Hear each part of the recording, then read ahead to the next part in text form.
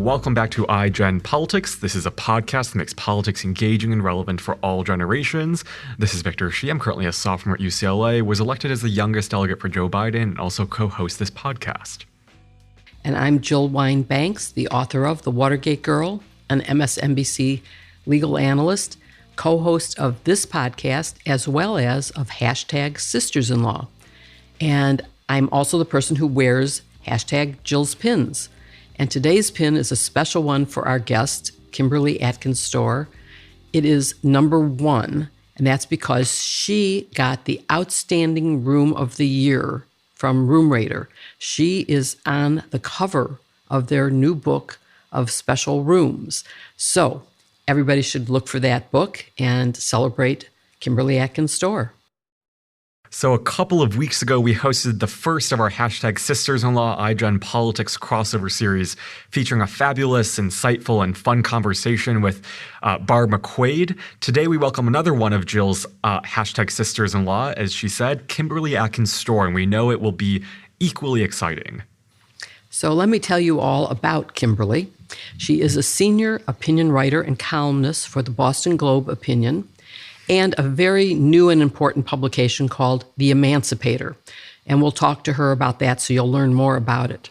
She is a frequent guest host on NPR On Point and is, of course, an MSNBC contributor focusing on politics, although she is also a lawyer and hence a member of #Sisters-in-Law. After practicing law, Kim went to work for the Boston Globe, became a senior news correspondent for Boston's WBUR-TV, covering political news from the national aspect from Washington, but with a New England focus. And she also served as the Washington bureau chief of the Boston Herald, focusing her coverage on the White House, Congress, the U.S. Supreme Court, and national news. We are very excited to have you with us today, Kim. Thank you very much for joining us today. Thank you for having me. I'm so excited to be with you both. Oh, it's going to be so much fun. So let's start with your roots in Michigan, which you share with our previous #Sisters-in-Law guest, Barb McQuaid. You grew up in Detroit and went to college there at Wayne State University. We asked Barb for the first question why she liked Michigan, and I'm wondering what makes you be attracted to Michigan, and what do you enjoy about it, other than Detroit hot dogs? Yes, the Detroit conies are delicious. Yeah, I had what seems to me, like when you think of the stereotypical Midwestern, urban, suburban upbringing, I feel like I really had that. I was very lucky. I have 2 very hardworking parents. I'm the youngest of 6. And I know being a journalist, especially being a journalist based on the East Coast, one of the biggest criticisms that is often lobbed at us is that we have this insular way of thinking, this, East Coast way, inside the Beltway, a very myopic way of seeing the nation, and we don't understand real America. And it's like, I understand real America, the good, the bad, and the different ways that people think. And so having that fundamental understanding, I think, is really important. It informs my journalism, and it informs how I see the world, how I see other people. And so I really enjoy that. And look, I grew up also around politics. My dad was a union official, and he was very heavily involved in Democratic politics as I was growing up and seeing that. And I was observing this and seeing the good and the bad of it, and getting an understanding about how political power works from a very early age. So my upbringing certainly allowed that. Michigan is a place that is very political, particularly when it comes to things like labor.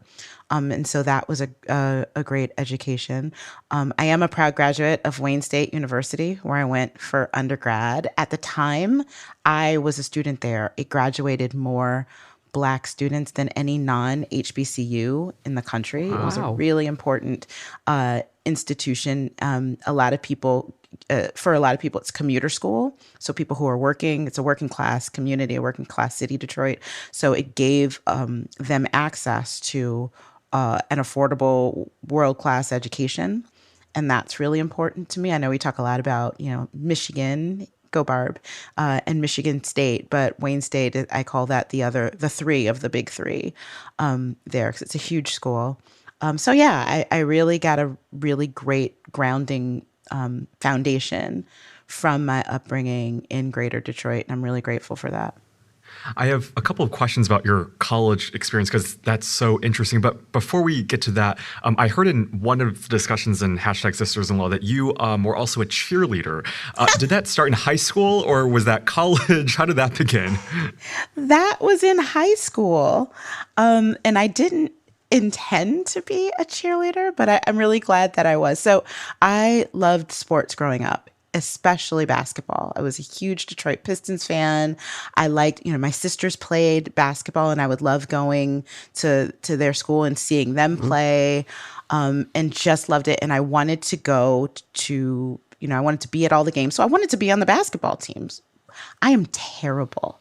I'm coordinated at a lot of things, but basketball is not one of them. So I can't run and dribble at the same time, which is a problem if you want to play basketball. And a good friend of mine, she was so funny. She was on the team, and she's like, "Oh, I can get you on the team. I mean, you'll mostly be on the bench." And there were some good players on our team. Some went off to play basketball in college. She's like, "I mean, you won't be playing all the time, but I'll at least get you enough so that you can be on the team." And she took me out on the court one day, and she tried with all her might. And she's like, "Wow, you really don't have any coordination." And so I tried out to be a cheerleader just so I could go to all the games. So the cheerleaders in my school cheered for girls and boys basketball, cheered for football, cheered for everything. So that way I was a part of the event, and I had a role, and it was a lot of fun. I was captain when I was a senior. Wow. So I have to interrupt for a second because I took tennis lessons, and the teacher who I was paying told me to quit. He said, "You have no idea how a ball bounces. You can never be where the ball is to return it unless you understand that, so just give it up." That's how bad I was. Sorry, Victor. Well, I don't know if there's an equivalent cheerleading to get you into tennis matches, but I guess you should just watch that. Oh, wow. I did not know that. Let's go back to your college years, Kim. What were you interested in studying in, and what were you involved in college? Like, did you know what you wanted to do? I did. I knew I was going to law school. I knew I was going to be a lawyer since I was about 12, I think. And so for me, college was just a way to spend 4 years, learn some things while I waited to go to law school, really. And so I bounced around majors a little bit. And then I thought, I really enjoyed writing for my school paper in high school. I wanted to try out radio. There's one of the NPR stations, the Detroit's NPR station is based on Wayne State's campus. Maybe I can get an internship there or something. And I thought I would do that. And I went to my college advisor to see if I could be a journalism major and still go to law school. And she said, yes. She said, but you should really write for the school paper instead of trying to do radio because of your lisp. And I was like, what lisp? Apparently I had a lisp. I had a speech impediment. And she thought that would make it too hard for me to be a broadcast major. So I don't like being told or have it be implied that there's something I can't do. So I went to one of my professors also did speech therapy. And so I took speech therapy lessons with her to get rid of my lisp. She also got rid of my Midwestern accent. So I don't say basketball anymore. But I was writing for the school paper, and I loved it so much that I stayed in print. And even when I went off to law school, I wrote for the school paper there. Actually, my friends and I revamped a defunct law school newspaper while we were there. And as a lawyer, I would ghostwrite articles for other lawyers in local papers. Oh, wow. So I still loved it. I kept it up. It was always in the background. But then after practicing law for a while, and I knew I didn't want to do that forever, journalism just seemed like the logical thing to do instead. I really missed it. And so in pursuit of one career, I ended up finding out that I really had a passion for another. I think there's so much good advice embedded within that, and particularly just not letting anyone tell you that you can't do something. Correct. You can still do it, because look where you are now, which is amazing. On the topic of law school, young people are often told that they shouldn't go to law school unless they're absolutely sure they want to be a lawyer. Do you subscribe to that notion? And if not, what would you tell someone who's thinking about going to law school? Yeah, so my advice is go to law school if you know exactly what you want out of it. And it doesn't have to be practicing law.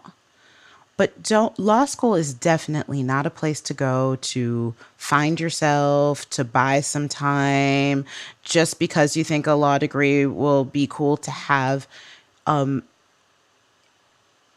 With the exception of practicing law, even careers that are very law specific, you don't necessarily have to go.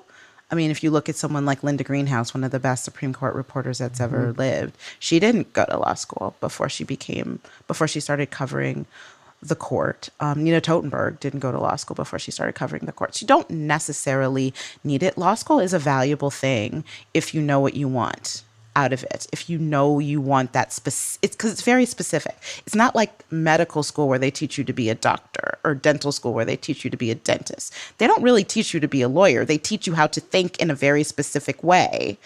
And it's also extremely, extremely expensive. I write about student debt. The majority of my student debt is from law school. So don't take that on just because you don't know what else to do. Just be really clear about what you want. Talk to people who've been through it, know what to expect, and then it could be a great thing. Of course, for me, I did kind of the opposite. I went to law school knowing I did not want to be a lawyer. I went because I wanted to be a journalist. And at the time, there was so much discrimination against women in journalism. Of course, there was in law too, but I just didn't know about it. I knew about the journalism problem.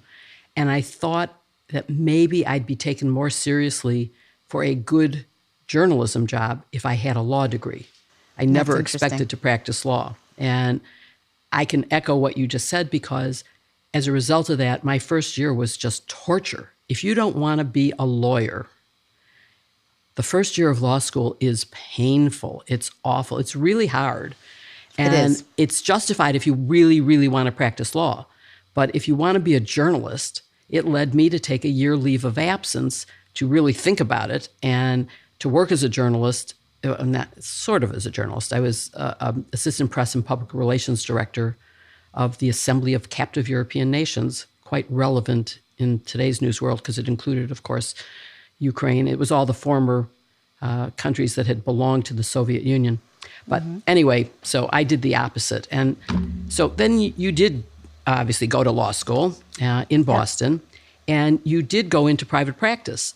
But it ended up, as you said, you found it wasn't all that terrific. You changed careers. But talk about your time in private practice. And you were doing trial and appellate litigation on the civil side. Yes. So tell our listeners, what exactly does that mean? What do you do when you first get out of law school and you go into that in a law firm? So I was working in a small law office. I began working there while I was a law student. I was an intern at a small law office in Boston. I was the only person practicing in the office who wasn't related to any of the others. It was run by my old boss. His name was Bob Harrington, may he rest peacefully. His son, Bo, his daughter, Rachel, and me. I think I was the only person in the office, including staff, who wasn't, Boston Irish, I was like an adopted member of the family. And so I learned to celebrate St. Patrick's Day as heartily as everyone else. It was great.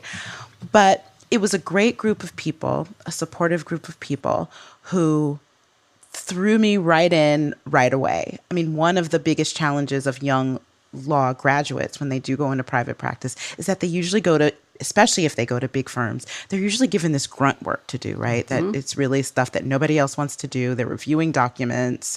They're doing research that, is mind-numbing or something else. I remember coming into the office the first day after taking the bar. I hadn't even gotten my results yet.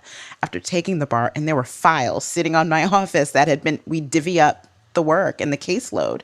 And I had my own caseload from the beginning. And it was up to me to manage these cases. So what we did, we were primary plaintiff side But we did some insurance subrogation, which is basically if an insurance company, the insurance company was our client. So if an insurance company pays out a claim and someone was at fault that caused that claim to happen, we would seek litigation options to go after to get reimbursement for that claim. So we were defending the insurance company, but we were on the plaintiff side. I also did some employment discrimination. I had a medical malpractice case, which was so hard. It was so just emotionally difficult. But it was good learning experience. I did a little bit of family law, in which I learned that the fights between a divorcing couple, for example, is never about the law. It's never about the stuff. It's not even really about the law. It's like, oh, wait, no, I have to be a therapist now. Okay. You learn a little bit of that. And so it was really interesting. I went to court a lot, argued a lot of motions. I never conducted a trial first chair, but I helped with the trial, and I argued appeals at the state and federal courts. So I got to argue at the First Circuit Court of Appeals. I lost brutally, but it was a great experience. So yeah, it was very active. I was doing exactly what I wanted to do, which is why I knew when it didn't feel like it was the right thing for me, I was certain it wasn't the right thing because I had the best coworkers. I was given a ton of responsibility. I learned a lot. I had a supportive network. So even if that wasn't it, if I was in the best situation and it still wasn't great, then I knew, okay, this is just not it's not for me. So that led you, of course, to switch to journalism. And as part of that, you actually went for another degree. I did. You share with me Columbia, because I went to law school there. You went to journalism school. And I would have gone to the journalism school as a way of getting a better journalism job, except that I had never taken the graduate record exam when I decided that I wasn't going to get a good job. But I had taken the law boards as a lark, as part of a constitutional law political science class I had taken. And so that's why I ended up at Columbia Law School instead of journalism school. Of course, you're so much younger. We wouldn't have overlapped anyway. But how important do you think journalism school is for entering the field of journalism? Can you do it without journalism training? Just like you said, you have these two Supreme Court reporters who didn't go to law school. Yeah. The answer is absolutely yes. So I went to journalism school in a lot of ways, Jill, similar to the reasons why you went to law school. It's because I had been practicing law. I knew I wanted to get into journalism, but I knew I couldn't just walk into, I remember saying to a friend, this is funny now, I can't just walk into the Boston Globe and say, give me a job, that I need to do something to prove to them that I could do this. And one idea I thought was journalism school. I knew I was moving to New York, so I only applied to Columbia. And I didn't think I'd get in. I think at the time they had like a 10% acceptance rate or something really low. And I ended up getting in. And I thought that would be a great way to help make that transition into it. But no, you don't need journalism school. I was just at the journalism school this past weekend for alumni weekend. And we were talking about a lot of things, including student debt. And, different people from different years were talking about what the tuition was. It's a one-year program. They have other programs too, but the program we took was 1 year. And, some people who were there in the 80s are saying how it was like $10,000 or $12,000. I was like, oh my goodness. When I went in 2001, it was $35,000. And now the tuition starts with a 7. Oh, gosh. And it's just like, so no, the answer is no. You don't have to do that to be a journalist because you're not going to make much money as a journalist. What's really, I think, most important in journalism is that you have a broad foundational understanding and an inquisitive spirit about the world. Being a journalist means you have to learn, at least my experience is you're going to have to learn a little bit about everything. You don't have to learn everything about one thing. I guess if you're in a really technical journalism job, you need to know, you may need more specific knowledge. But generally speaking, the more you can understand about the world, the better. And you also don't need to know it all because you're doing that. The purpose of your job is to figure things out. It's to do the research, it's to do the reporting and get that strong understanding. So I think it is that natural curiosity, a strong intellect, understanding of the world, which is the best foundation to be a good journalist. And I think that law school also helps because it does teach you certainly. how to ask the right questions and how to analyze the information you have, how to coordinate it all into a compelling narrative. Those are very good skills as long as you don't start writing like a lawyer and write like a person. That's the one thing. Even in law, I've always tried to write like I learned because my undergraduate degree is journalism, to write like I learned in journalism school, not like I learned to write in law school. Same. I don't think I ever wrote like a lawyer, which I think is why I did well in litigation particularly, because you have to convince a judge that your argument is right, convince a jury that your argument is right. And I think the plainer you make it and the stronger and the more you get to the point, the better it is. Exactly. Very interesting. So, Kim, your first job as a journalist was actually for the news company you now work for, the Boston Globe. You also served as a reporter for several other news outlets, including the Boston Herald and Lawyers Weekly.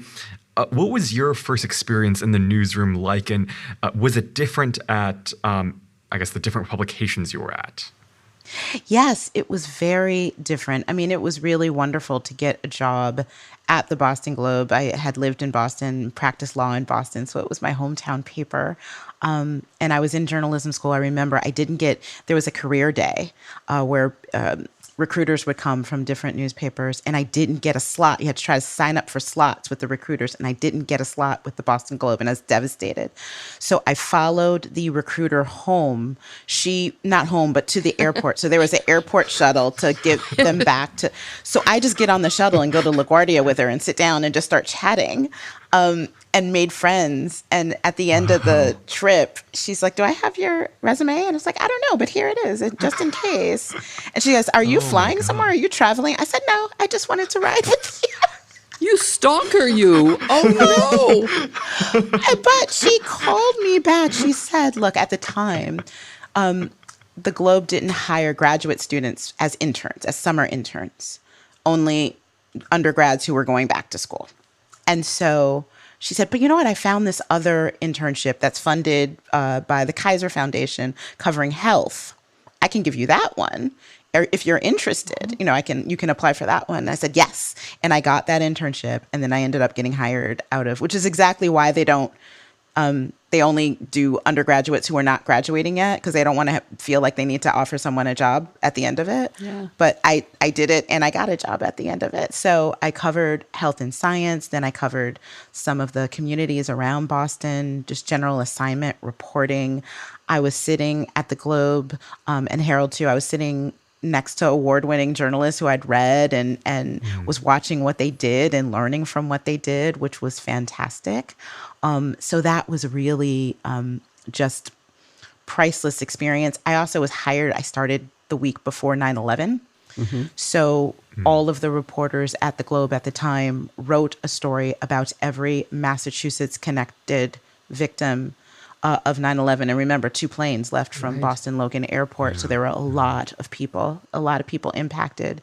And so I had to spend a lot of time talking to a lot of grieving families, which was excruciating. I almost quit. But I learned a lot from that too. And then when I moved to DC, I got a dream job covering the U.S. Supreme Court for the Lawyers Weekly papers. And I felt like I was pinching myself. On the first day I went to the Supreme Court to cover an argument, was the day that the court handed down the decision on the so-called partial birth abortion ban, the federal ban, Gonzalez v. Carhart. And Ruth Bader Ginsburg, for the first time in a long time, but for the first of many times, issued a scathing bench dissent about basically a warning sign about what the court was doing. And I had to remind myself to keep writing notes and keep being a reporter, because just the monumentous nature of that moment hit me, that I was sitting there watching history being made. And I was always just so humbled to cover the court as a journalist, and, all the pieces of my education and my background coming together in a really wonderful way. I also met this guy at the Supreme Court named Greg Stohr, but we can talk about that later. Was it that day? I met it. If it wasn't that day, it was that week. It was the first week that I was working at the court. Is that right? Oh, met tell us him in the about press that. room. No, stop and tell us. That is fantastic. For those of our listeners who don't know, Greg is now the husband of Kimberly Atkins Stohr, and they Yes. have been married for about a year now, right? Almost a year. And you're having a celebration because COVID sort of limited your wedding, for which, by the way, you made your own dress. And we did. do want to get into talking about your clothes designing business. But first, I want to hear about how you met Greg. Yeah, so it's a couple of things about that. Great. I think it was the same day. The first day I went to cover the court, there was construction at the courtroom. So the press office was actually a trailer that was set up outside. And so you have to go through the court security to get to it. And the marshal wanted to see my press pass before I could get in, but I had to go in to get my press pass, right? So I was trying to explain this to him. And then who walks up but Linda Greenhouse and says to the marshal, no, this is a public building. She has the right to be inside. You let her in. So first of all, I'm floored that I'm there. I'm floored. I'm like, oh my God, that's Linda Greenhouse. And so she gets me into the press office. So I'm already my mind is blown at this moment. And then, a very nice man at some point comes up to me and says, "Hi, I'm Greg." And I said, "Hi, I'm Kim." And I found out he works for Bloomberg News. And we met right there in the trailer press office at the court. What a great story. Oh my gosh, I love it. I'm sorry, Victor, I interrupted you. No, It was just that's too such good a to wonderful pass up. Yeah, and the rest is history. Oh, that's amazing. Wow. So you worked in both local print and national television news, but I like to focus on the state of local news in particular. This is something that really concerns both Jill and me. Even in Chicago, many of the local news sources have shut down, especially during COVID. I'm wondering, how important is local news, and do you think there's any way to reverse the trend of more local news sources shutting down?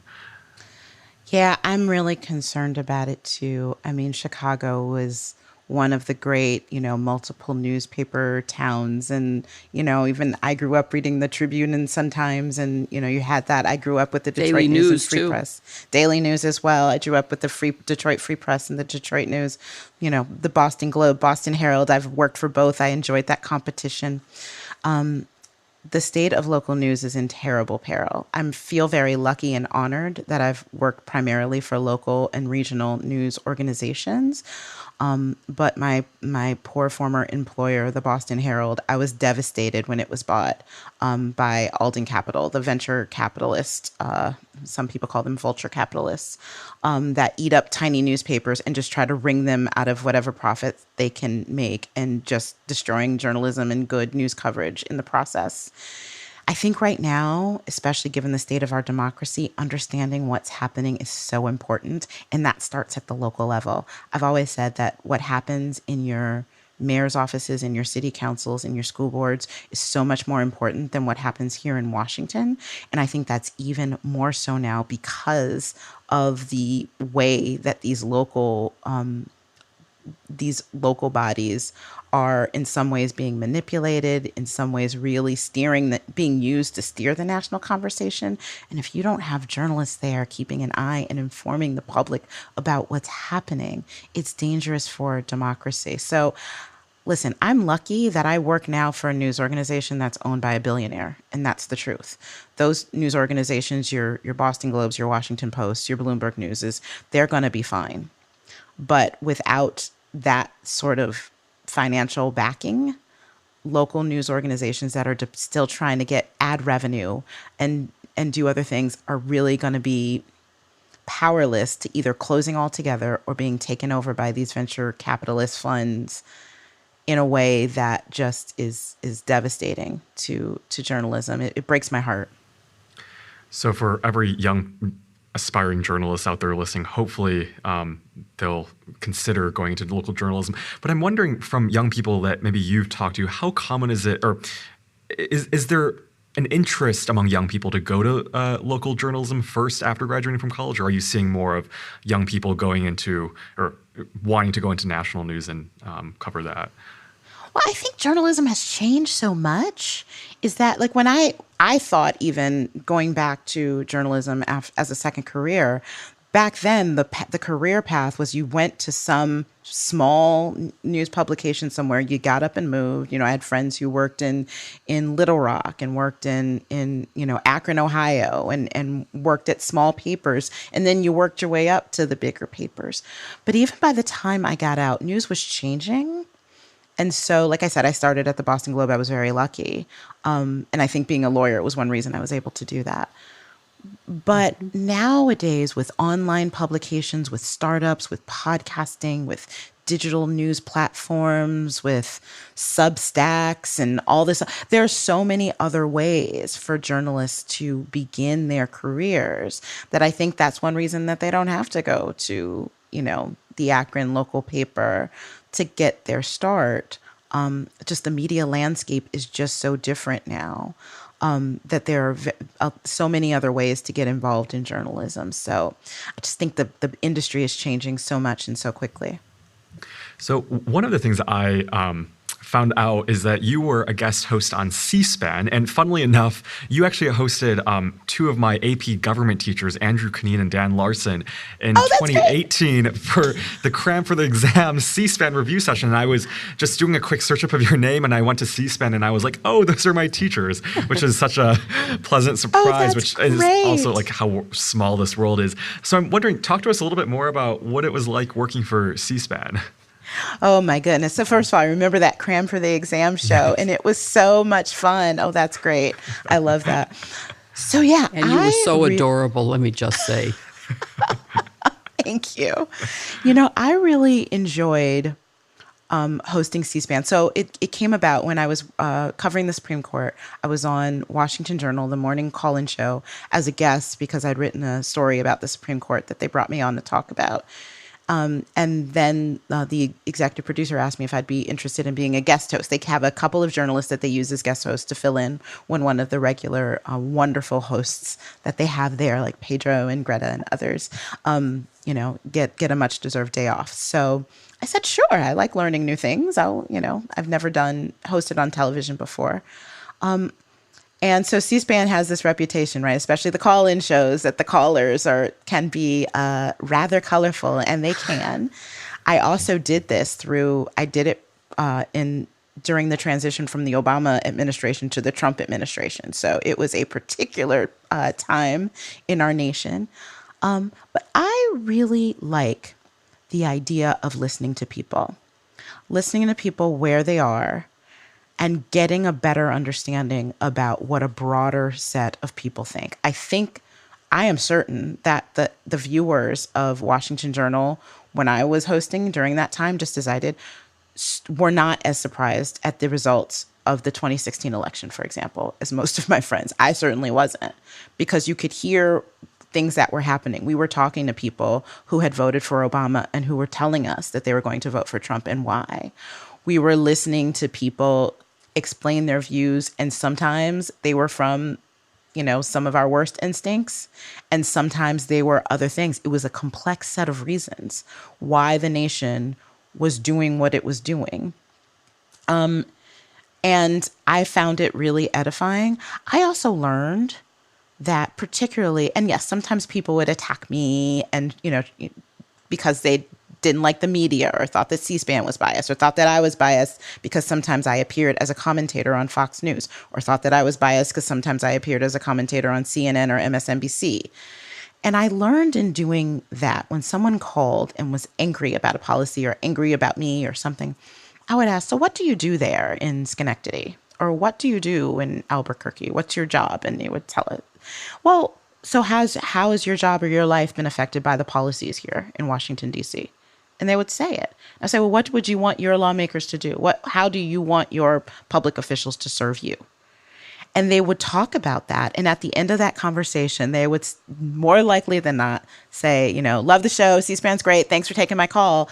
And if you met people where they were, spoke to them as humans, and listened to them and let them, certainly not let them be abusive or disrespectful, we would end that call. But if you speak to them with respect, they usually spoke to you with respect. I hope that's still the case. I worry a little bit about our country. Well, but I want to talk I was really about gratified by that. Yeah. Yeah, let's talk about that because that leads to sort of two different things. One is you are, of course, now an opinion writer for the Boston Globe, so that you do express your opinions, but we're talking about facts in that context. And the problem now seems to be you can be respectful, but when you say, tell us about how X, whatever that happens to be, affects your life, or tell us how your life is better because of Donald Trump's policies. Everybody I've ever talked to about that cannot answer because there is no way. And I can debate as long as there are facts. But when it's just this, well, I believe, and I believe because Donald Trump said it's true, how do you deal with that? It's a lot harder, yes. And also the Trump administration and the former president really ushered in this era of politics being personal, politics being divisive and small and hitting, even the nickname pejoratives that he would label his opponents with. It just changed the tone of the conversation. So it was no longer about, I don't like Obamacare. I don't want, government health care. I think that there are too many, policies that are giving people too many benefits or things like that. It's not about that anymore. It's about, owning the libs or making wokeness or just things that you're not even talking about anything, but it just creates sides. It creates this tribalism, whereas people attack each other personally. And I felt that as a journalist, that it's one thing, you don't have to agree with me. I will listen to anybody who has a different view than mine. But most of the time, the criticism that I get is in form of a personal attack, and that I just dismiss outright.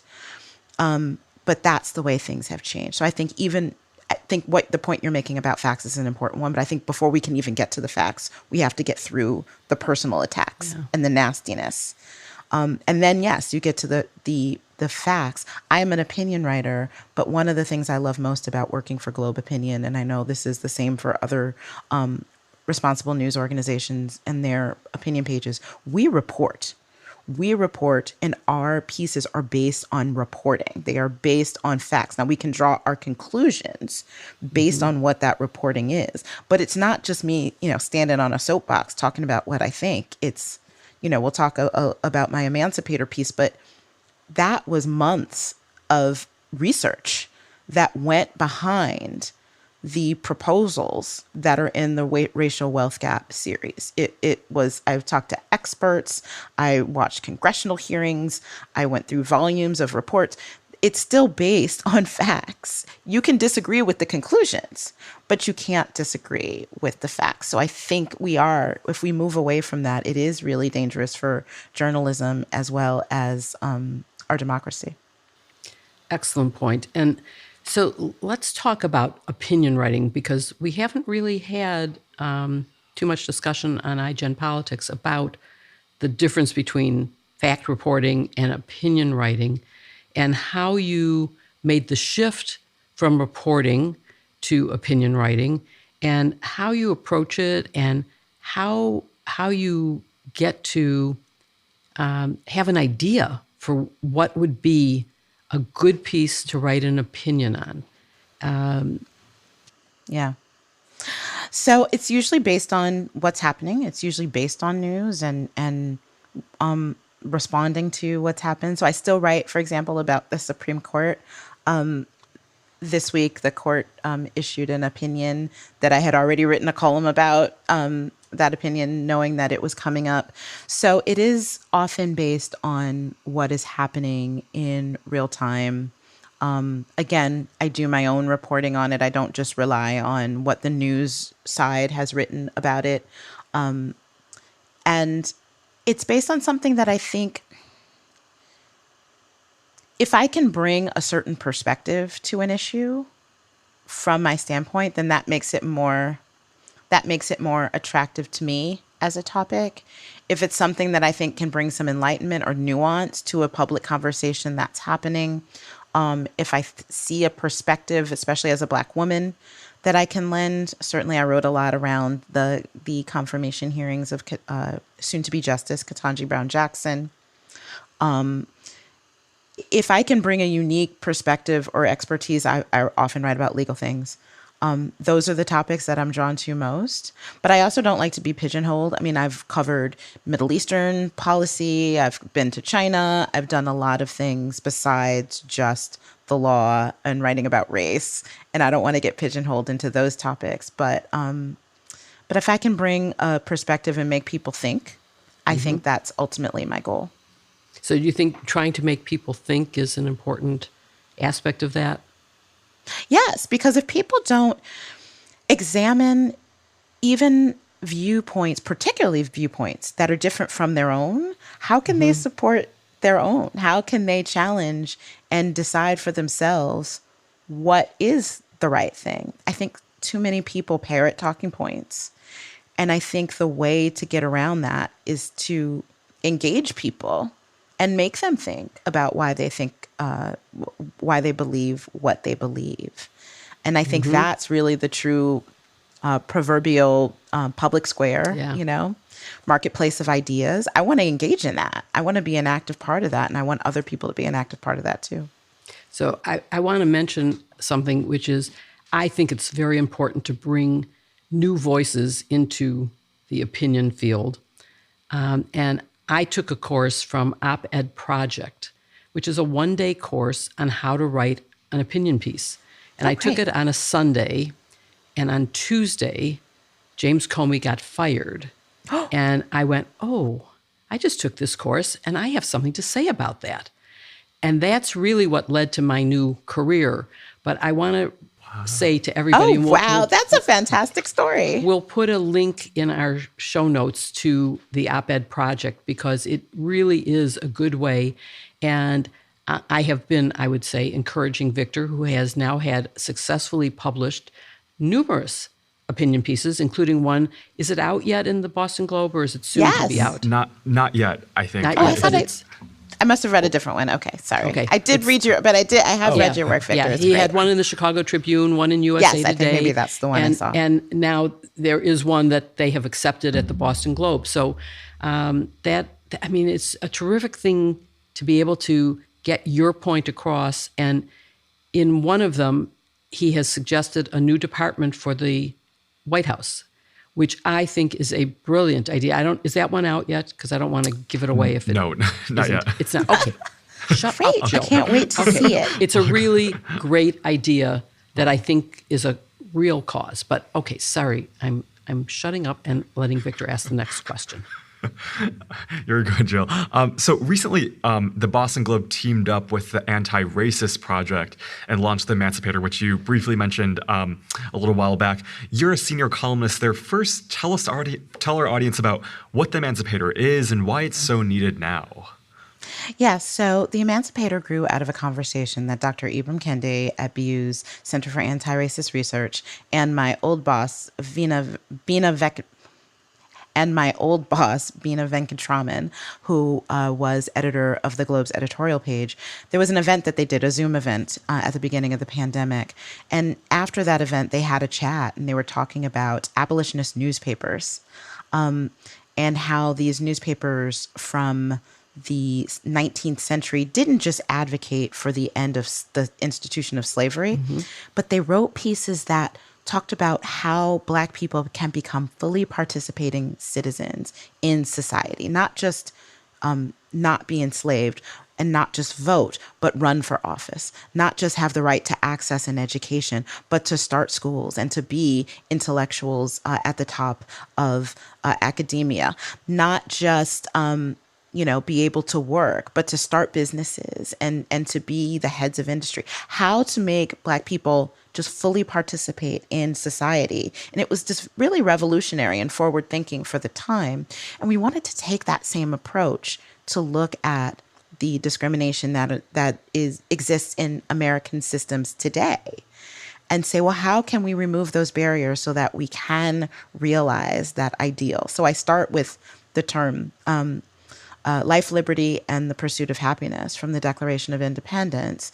And that's where I started my series on the racial wealth gap. It's like, you know what? It's a fundamental ideal. You know, our founders called it unalienable. It belongs to all of us, but there are barriers keeping some people from being able to access it the same way. So how do we remove those barriers? And that's where I started. That's what I tried to do with this series. And how can people get the Emancipator? So you can find it at theemancipator.org. It is an independent project, so there is no paywall. We have gotten an amazing amount of support. You can also support it. You can find out on the site if you want to support that kind of independent journalism. But it is, even though the Globe is one of the co-founders of it, it is not behind the Boston Globe's paywall. Excellent. Excellent. So we want to close with some of the little known things about you. We've already talked about you meeting Greg and your recent wedding and your upcoming celebration post-COVID, not really post-COVID, but in a time when we are more able to celebrate together. Yeah. But something people may not know is that you have a second business. You are an entrepreneur in clothing design. Not only did you design your own wedding dress, but you have done lots of other wonderful designs. And there's Brisby talking to you too. He likes your Brisby clothes. likes fashion. He does. He definitely does. So talk about that a little bit. Yeah. So I did. It's not currently up and running just because there was the pandemic and then I got very busy with a lot of things. But I had a clothing design business for women's wear. It came out of the fact I knew how to sew because my mom was a seamstress and I would help her and she taught me. And then when I came to Washington in particular, covering the Supreme Court, the suits and clothing, like the professional attire that you would wear as a woman here, first of all, it wasn't my style or it didn't fit right. And so I started making my own clothes and I preferred wearing dresses to a suit to the court because it was more comfortable, a little more it just fit my lifestyle a little bit better. And I started making my own. And then my friends thought, oh, that's great. Where'd you get that? Oh, I made it.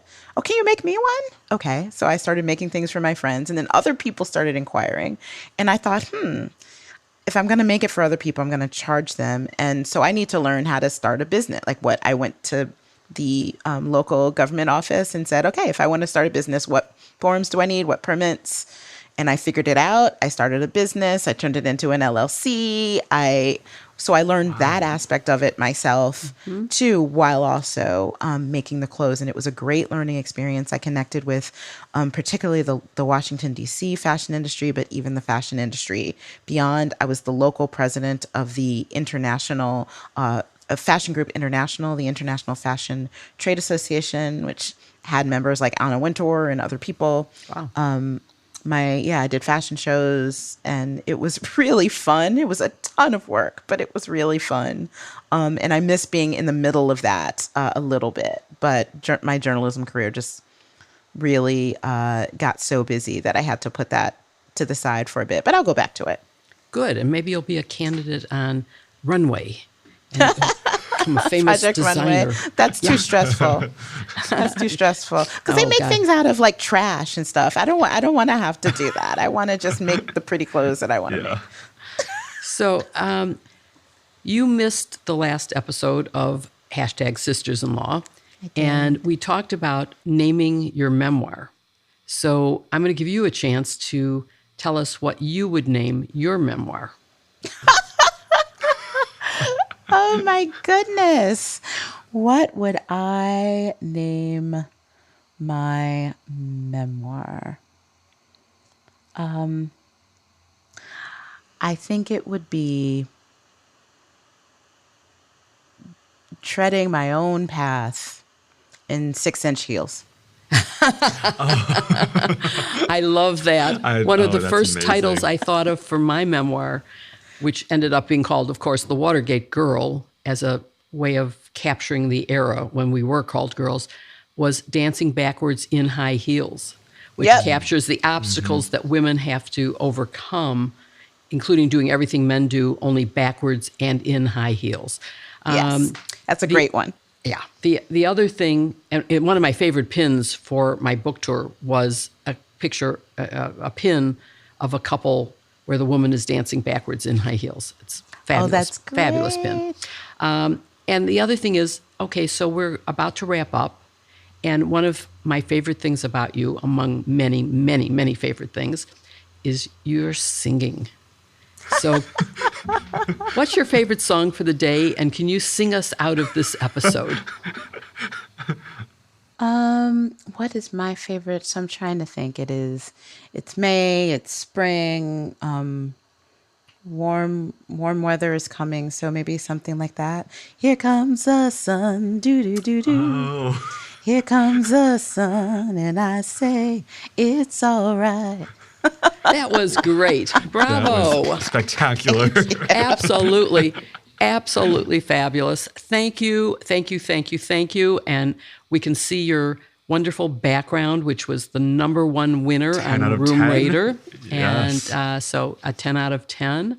And your clothing design, which is your artistic, your singing. You are just such a wonderful person. And we thank you very much for being with us today. We hope you had as much fun as we did. And I know that our audience is going to love this episode. Yeah, thank you so much, Thank you Kim. so much, Jill. Thank you so much, Victor. Thank you to both of you for having me here. This was a lot of fun. It was a real treat. Thank you. Thank you. Thank you so much for watching or listening to this episode of iGen Politics. We hope you enjoyed part 2 of the hashtag Sisters-in-Law iGen Politics crossover, and that you'll tune in next week for another great episode of iGen Politics. In the meantime, follow us wherever you get your podcasts, subscribe to us on YouTube. You can also like this video on YouTube and hit the bell for our weekly notifications every Wednesday. Thank you so much for listening or watching.